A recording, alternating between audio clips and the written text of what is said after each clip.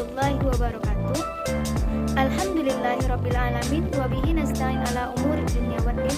Wassalatu wassalamu ala asrofil anbiya'i wal mursalin wa ala alihi wa sahbihi rasulillahi ajmain. Amma ba'du. Baiklah, kami dari kelompok 1 akan menampilkan hasil presentasi kami yang berjudul Sejarah Hadis Masa Kodifikasi yang beranggotakan Muhammad Maftuh Arsyad dan Sulistiah Aziza.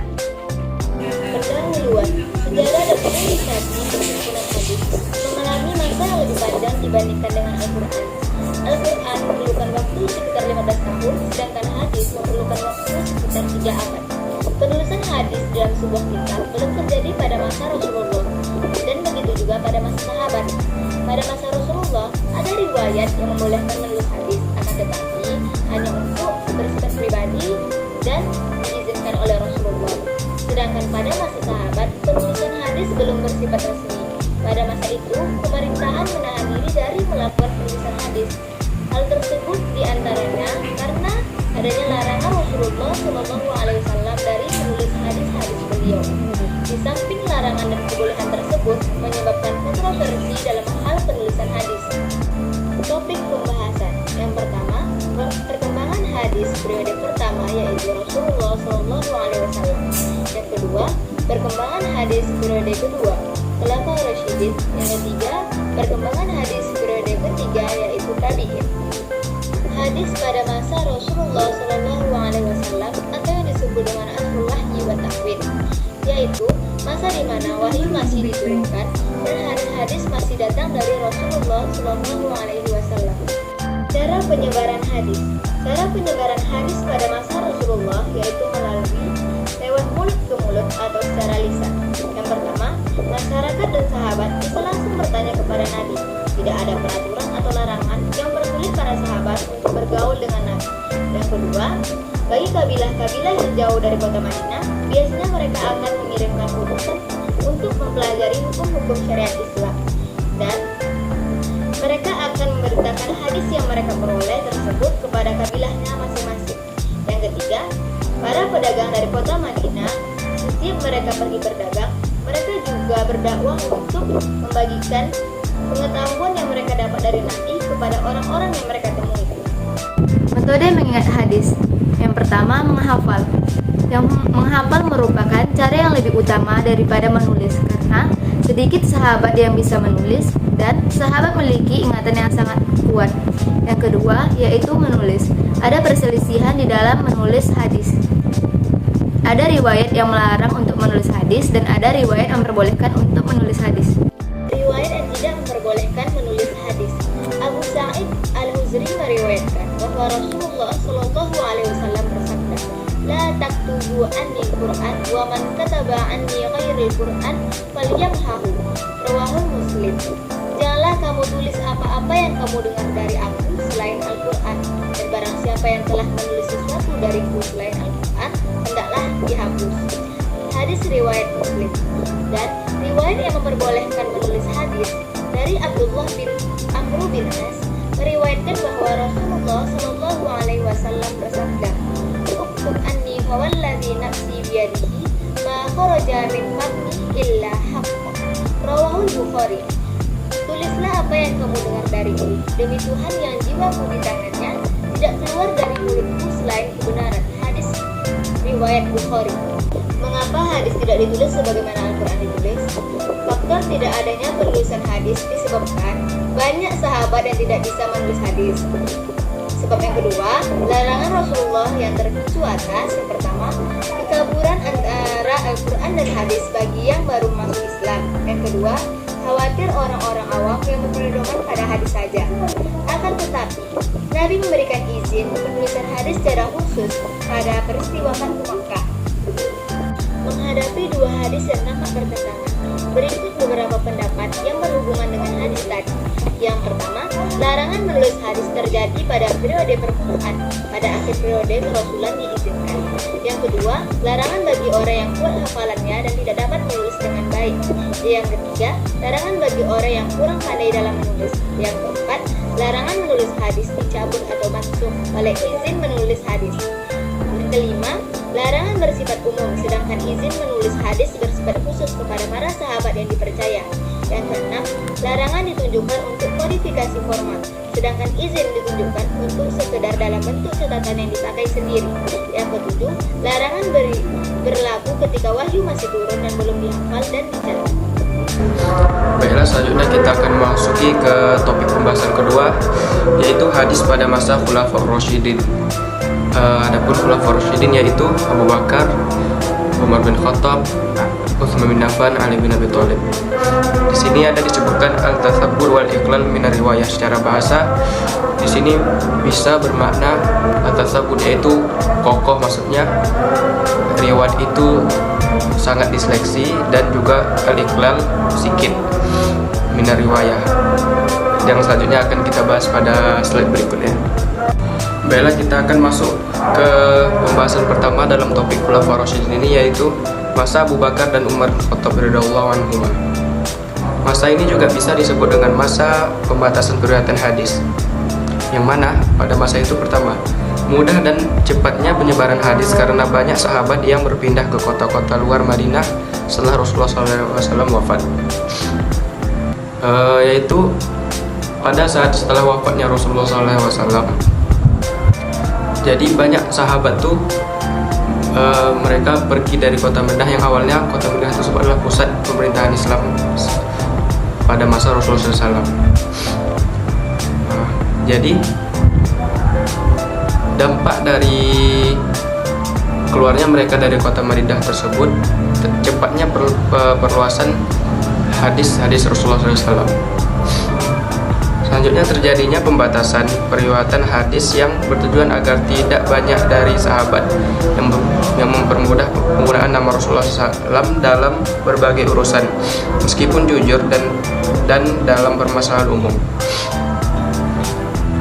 Dengan demikian, yang banyak sahabat keluar lalu mudahnya periwayatan hadis itu cukup membahayakan bagi otentitas hadis tersebut. Maka Khalifah Abu Bakar dan Umar radhiyallahu anhuma membatasi periwayatan hadis. Pembatasan tersebut dimaksud agar banyak dari sahabat yang tidak mempermudah penggunaan nama Rasulullah SAW dalam berbagai urusan, meskipun dalam hal tersebut mereka jujur atau hal yang umum. Namun pembatasan tersebut tidak berarti bahwa kedua khalifah tadi, Abu Bakar dan Umar radhiyallahu anhuma, mereka itu anti periwayatan, bukan. Hanya saja beliau sangat selektif, sangat menyeleksi hadis yang mengatasnamakan Rasulullah SAW. Dan pada saat itu yang meriwayatkan hadis harus mendatangkan saksi, seperti dalam permasalahan waris yang diriwayatkan oleh Imam Malik. Selanjutnya ada di sini perkataan, sekiranya aku meriwayatkan hadis di masa Umar seperti aku meriwayatkannya kepadamu, maksudnya memperbanyaknya, niscaya Umar akan mencambukku dengan cambukannya. Di sini ini adalah perkataan Abu Hurairah, sahabat yang terbanyak meriwayatkan hadis.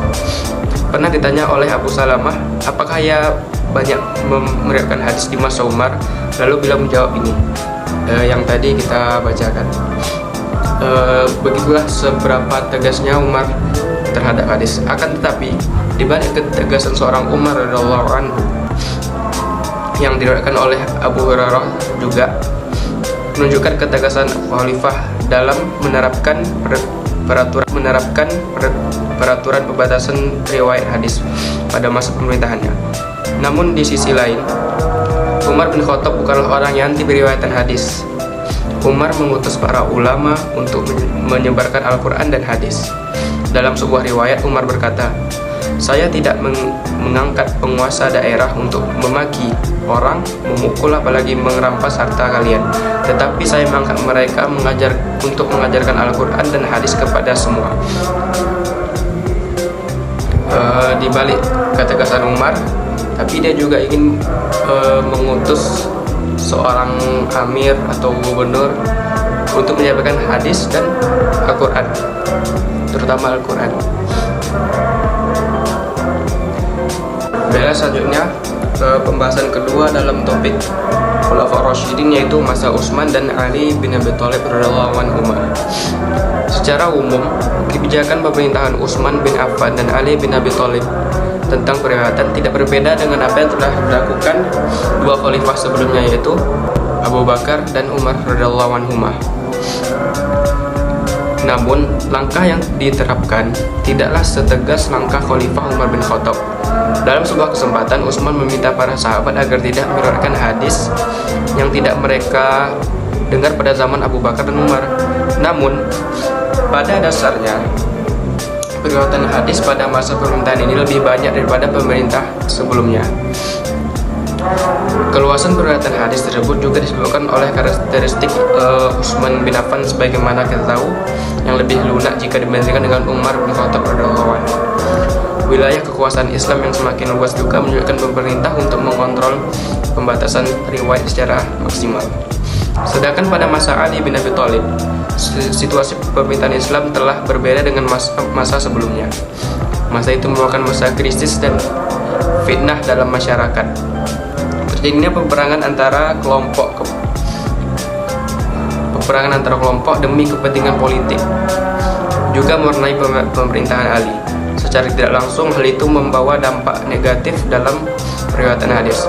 Kepentingan politik tidak mendorong pihak-pihak tertentu melakukan pemalsuan hadis. Dengan demikian, tidak seluruh periwayat hadis dapat dipercaya riwayatnya, karena masa fitnah yang berdampak munculnya hadis palsu demi kepentingan politik tersebut.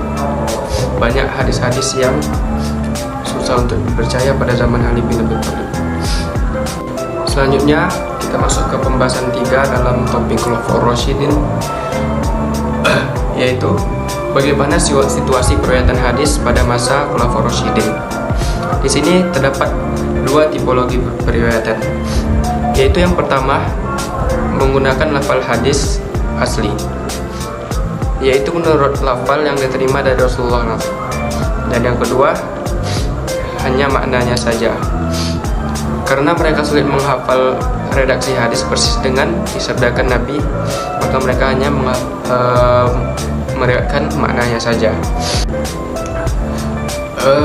Masa penyebar luasan hadis sesudah masa Khulafaur Rasyidin, timbullah usaha yang lebih sungguh untuk mencari dan meriwayatkan hadis.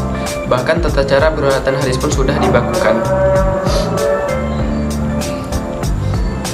Pembakuan tata cara periwayatan hadis ini berkaitan erat dengan upaya ulama untuk menyelamatkan hadis dari usaha-usaha pemalsuan hadis yang pada masa tabi'in ini ya. Kegiatan periwayatan hadis pada masa itu lebih luas dan banyak dibandingkan dengan periwayatan pada periode Khulafaur Rasyidin. Kalangan tabi'in telah semakin banyak yang aktif meriwayatkan hadis. Meskipun masih banyak periwayatan hadis yang berhati-hati dalam meriwayatkan hadis, kehati-hatian pada masa itu sudah bukan lagi menjadi ciri khas yang paling menonjol. Karena meskipun pembakuan tata cara periwayatan telah ditetapkan, luasnya wilayah Islam dan kepentingan golongan memicu munculnya hadis-hadis palsu. Sejak timbul fitnah pada masa Utsman radhiyallahu anhu, umat Islam terpecah dan masing-masing lebih mengunggulkan golongannya. Baiklah, kita masuk ke bagian akhir, yaitu kesimpulan perkembangan hadis. Perkembangan hadis pada masa Rasulullah SAW bercorak antar lisan dan mengalami pelarangan penulisan dengan alasan diantaranya khawatir tercampur dengan Al-Quran. Pada masa Khulafaur Rasyidin, hadis mengalami pasang surut dengan adanya pembatasan periwayatan. Pada masa Khalifah Abu Bakar, Umar radhiyallahu anhu, dan perluasan periwayatan pada masa Khalifah Utsman dan Ali radhiyallahu anhu. Pada masa tabi'in, hadis lebih banyak diriwayatkan oleh perawi. Namun pada masa itu banyak bermunculan hadis-hadis palsu yang bernuansa kepentingan politik golongan. Baiklah, sekian presentasi kami dari kelompok 2. Saya sendiri dan rekan saya Susti Azizah, mohon maaf jika ada kesalahan. Lebih dan kurang kami mohon maaf. Wabillahi taufiq wal hidayah. Wassalamualaikum warahmatullahi wabarakatuh.